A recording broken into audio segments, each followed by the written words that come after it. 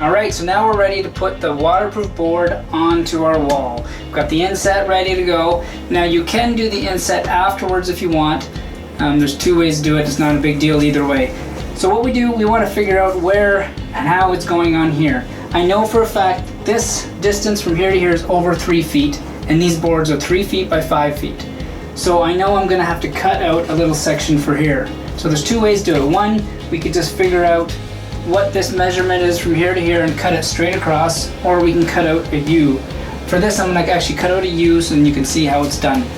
So first thing I want to do is measure across, because this might be over 5 feet. Sometimes they're just over, and 5 feet is actually perfect. So we can fit lengthwise, we don't have to do any cutting there. Because you want to make sure it's a bit over that dimension, because if it's right on, you're going to have a hard time squeezing it in. That's 5 foot ½ inch.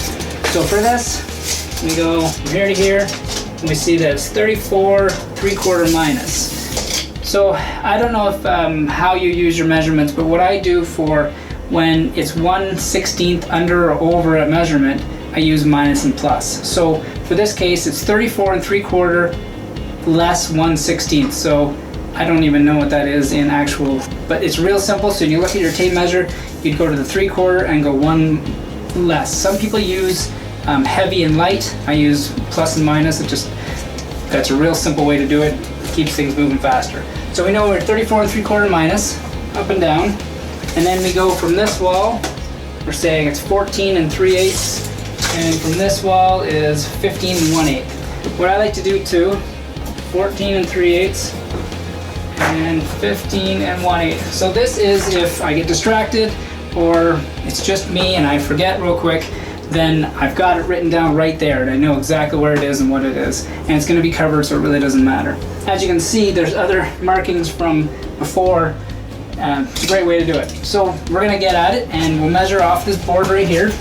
And we know we are 14 3/8 on this side.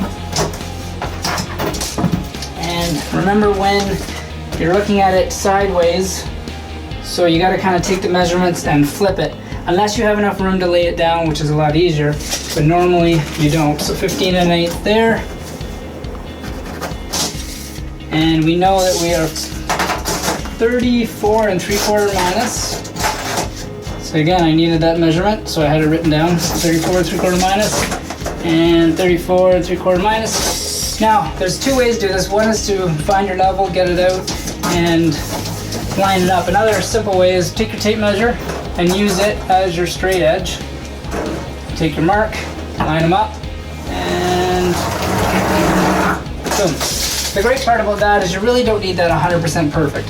You're just going for an approximate, because you got caulking and all that other stuff that's going to fill any holes. So now you take your knife, and I always like to have it on me. It makes life a whole lot easier. And cut out. So you got to cut through the whole top, this small layer here. Down here, same thing, cut it through. And once you have that right through, now all you have to do is score this, top to bottom. You don't have to go deep, just score it.